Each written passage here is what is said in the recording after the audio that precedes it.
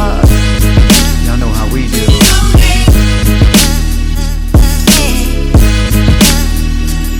You're listening to Philly Zone, Matthias, aka Mr. 16 Bars, that's real hip hop.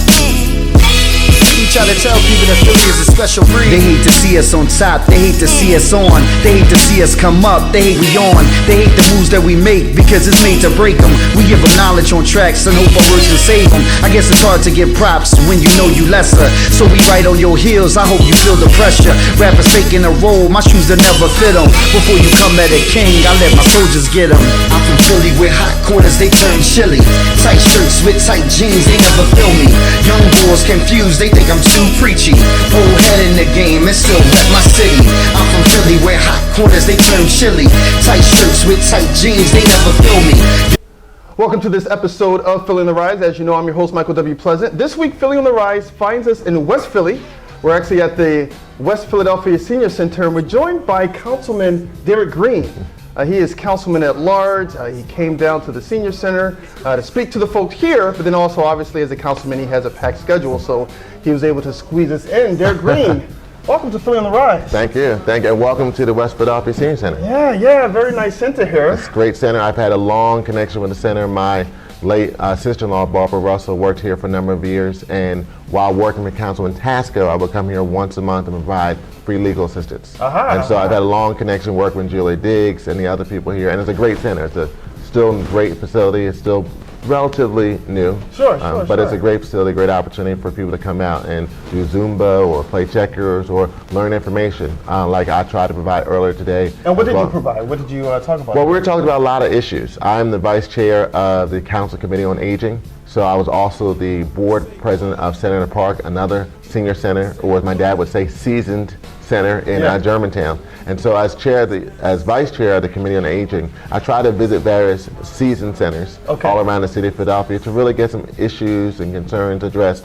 that some of our seasoned citizens may have. So questions came up about the budget, about the soda tax, about property taxes. So it's good to get outside of City Hall and really get a pulse of what our constituents are talking about. What are the issues that they find are important, especially as we're going through the budget process right now, which started yesterday. Let's talk about you specifically, because for years you were a successful lawyer, and then for some strange reason you decided to get into politics. Why politics? Well, I've always been interested in trying to help people. I think people sometimes have a bad perspective on politics. I mean, generally politics is really about trying to help people resolve issues. And really, as a lawyer, you do the same thing. Now, you may either be a lawyer that works for a government entity like a DA's office or the law department or a city council person, or you're in private practice. But at the end of the day, as a lawyer, you're trying to help someone solve a problem. And politics, to me, is just a natural extension of that. So it's something I like doing. I like trying. I like the challenge. And when a person has an issue, how can I help them solve that issue? And I think the public sector provides me an opportunity to do that. Yeah, and in 2007, you ran for city council at large, but unfortunately you lost. Yes. Tell us what you learned about politics from that experience. Well, I think you learn a lot more from losing than winning. And if you talk to any athlete, any person that's actually lost something, they probably learn more from that loss than the actual win. So are we hoping that our Sixers are learning something from all this? It seems like they're learning a lot right now. Okay. Right, a championship learning process. But for me, having worked in city council before I ran in 2007 and being a former assistant district attorney, as well as a small business lender at Meridian Bank, I worked all around the city of Philadelphia, so I thought I kind of knew the city. But running for city council at large is a whole different perspective. And I knew a lot of political people, but I didn't know all the political people. And in each part of the city, you have that seasoned citizen or person who's been involved in that community, who's a real cheerleader, real captain or organizer in that community, and you don't really get to know all of them unless you actually run for office. So for me, it was a great experience, a great opportunity to really learn and realize that I didn't know as much as I thought I did. And so I took that time, I took that loss to really kind of look back on things. If I had a chance to do it again, how I would do differently, which I did in 2015. Understood. And now you're here. Congratulations once again. It's been a few months. Yeah, let's talk specifically about initiatives that you are involved in, initiatives around job and economic growth. Give us some specifics, initiatives that you are involved in. Well, although I come from a banking background before I was a lawyer, I also worked in the DA's office, so public safety is a big issue. And so I'm trying to kind of blend those ideas together. So one of the concepts I'm looking at is called a social impact bond. How can we provide dollars to help some of the issues that some of our returning citizens have? For example, District Attorney Seth Williams has a program called The Choice is Yours, which has been around since 2012, and he's had about 187 people in that program. And what he does, he takes people who've been arrested, charged with a low-grade felony like drug selling, and provides them an opportunity to say, listen, you have a choice to either take this path or that path. Now, if they take that path, they provide opportunities, some job training, some job opportunities, and some mentoring to help these young people then go on a path different than that path. Now, the problem this program has had is only been funded about $1 million. So I'm trying to use this concept of social impact bonds to take private dollars to work with the public sector to grow the program dramatically. Hopefully we can use this program and initiative to bring about maybe up to 500 people through the program as opposed to just the 187 we've had through 2012. And how's it been going so far? Well, it's been the social impact bond is a great idea. We've had about 11 done throughout the nation. Former Mayor Nutter actually started to investigate how we can use social impact bonds. Former Mayor Bloomberg in New York has used social impact bonds at Rikers Island. Various financial institutions like Goldman Sachs have invested in social impact bonds, as well as local organizations like the Reinvestment Fund. So now we've had conversations with Governor Wolf. How can we take this idea and kind of really grow it in the city of Philadelphia and the Commonwealth to do things like helping returning citizens get job opportunities, entrepreneur opportunities, so they don't go and recidivate and go back into the prison system. Sure, understood. Let's talk more about public safety. I know there's different initiatives you have going on for that.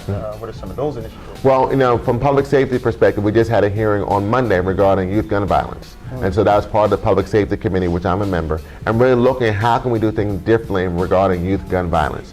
And one of the issues that I brought up was the issue of truancy. There was a young lady who testified, her name was Felicia Pendleton, and she talked about the pain that she had when her son was murdered. And her son was murdered not that long ago. And there was two people that murdered her son, a 15-year-old and a 20-year-old. And more likely than not, those young people, when they were school age, were probably truant. Well, we've had this issue between the district attorney's office and the school district providing information to each other to address truancy.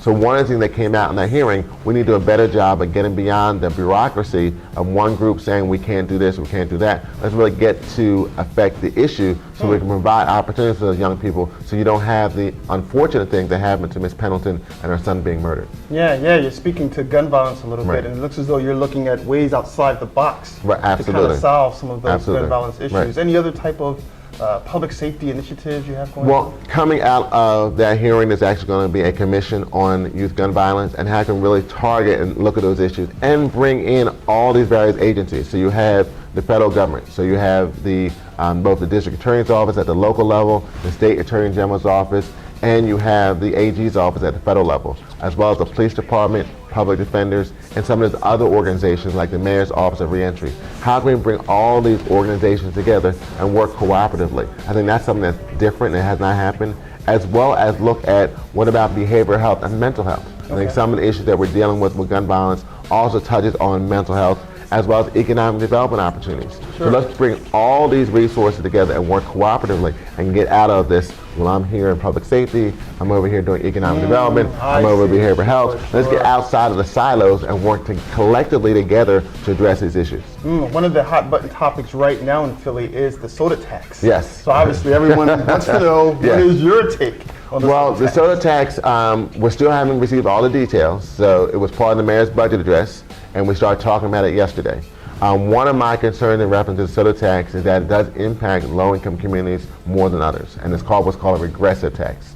The difference between Mayor Kenny's proposal and Mayor Nutter's proposal is that he wants to use the money from the soda tax to make real significant investments in our parks, recreation centers, and libraries. And that's something that historically we have not been able to do. We may do a few dollars here and there, but we have not made real major investments in those facilities. And that's something different than Mayor Nutter's proposal. So although it's going to impact low-income communities in a regressive fashion, it also could benefit those same communities if the legislation gets passed. And that was one of the major concerns of a lot of folks, is that those who go to the store, the corner store, and buy a hug or buy a soda, buy a juice, all of a sudden the fee is astronomically, and those are the ones that are impacted more. And I'm concerned about that. That's why when I was here earlier talking with seasoned citizens here at Center in the Park, at the West Philadelphia Senior Center, what were their concerns about the soda tax?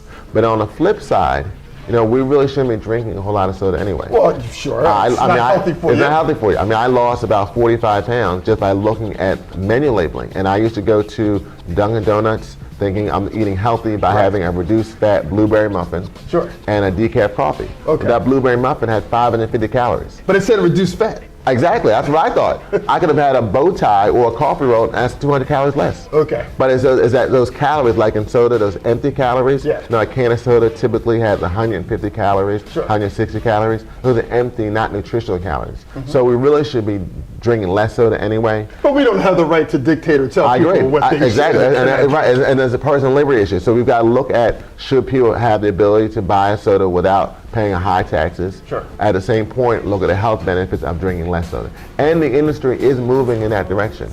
I had a chance to visit Coca-Cola on Erie Avenue, and they have about 500 different products. A lot of those products are not just traditional soda. Okay. So the industry is moving, and if you look at industry trends, there's been a significant reduction in soda consumption. Sure. In reference to water, a lot of companies also own water and other beverages.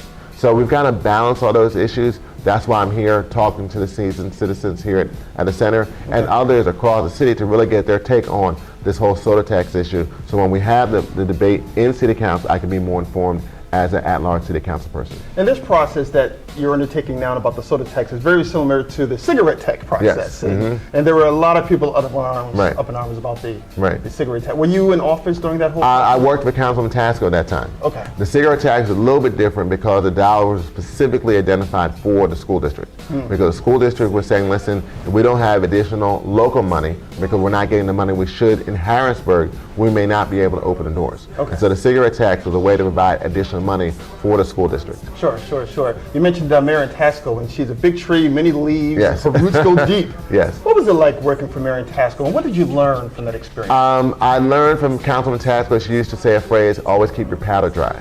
Okay. And so she's originally from Greensboro, North Carolina, Yeah. and so I found it from North Carolina. So those old Southern kind of perspectives are good to learn from and remember. And then she would say that because don't just tell someone what you're going to do up front.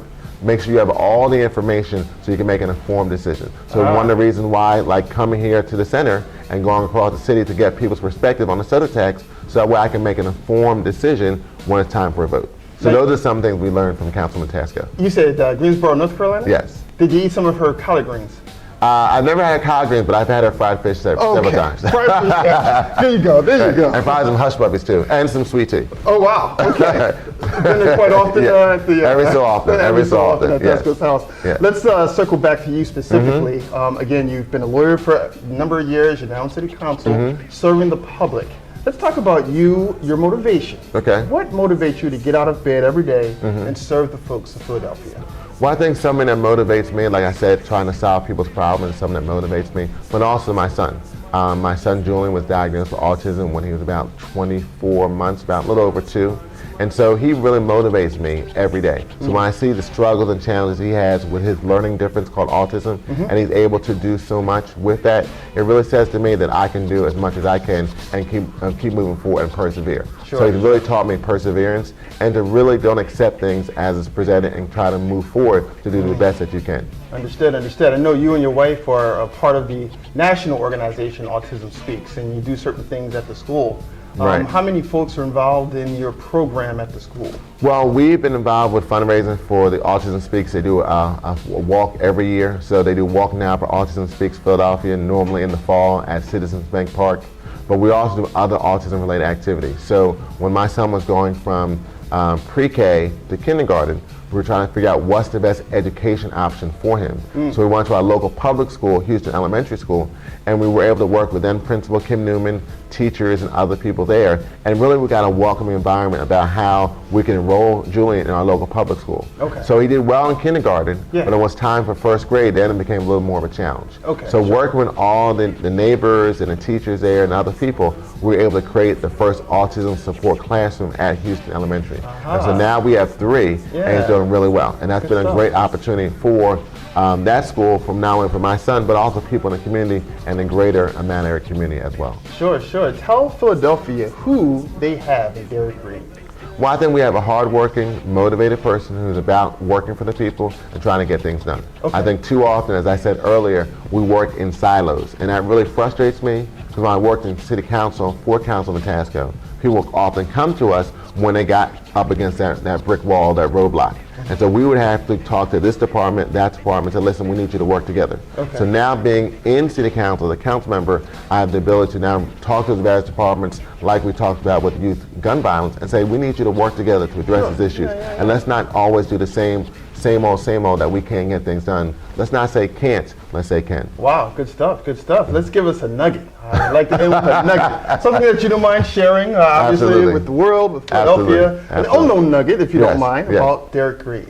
Okay, something that people don't know is that my sister and I graduated from school on the same day. Really? She graduated from Temple Med School, I graduated Temple Law School the same day. Now, how many years are you apart? We are 14 months apart. Oh, okay. Yeah, so we were very close. Yeah. We were very close. And my parents also both graduated from Temple. See, I think I have you beat because my kids are 11 months apart. Okay. So I think I have you beat. Okay. Somehow or another, they're for a Right. couple days of the year, Right. their birthday. Their birthday's almost. And the interesting thing is, my dad and his sister, my aunt, also have a very close time period proximity. Oh, So wow. I guess it's funny because I see the conversation that my Yeah. aunt B and my dad have kind of mirror some of the conversations my sister and I have. I can see us having similar conversations until we get much more seasoned. Derek Green, thanks a lot Thank for you. joining I us on appreciate it. Filling the Thank you for the Rise. time. I appreciate it. Philadelphia, you've enjoyed listening to Derek Green. He's working hard for you. Make sure you support him. And where can we find you? Obviously, you're here today, but are there different places we can find you? Well, I'm in City Hall. My office number is City Hall 594. Okay. And I'm sorry, you do speak out from time to time in the community? Absolutely. I'm like today. I'm here at the West Philadelphia Senior Citizen Community Center, so I go all around the city talking with various groups and audiences about issues that they have. Good stuff, good stuff. Philadelphia, check out Derek Green. That real hip hop.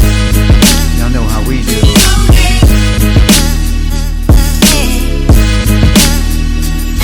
You're listening to Philly Zone, Matthias,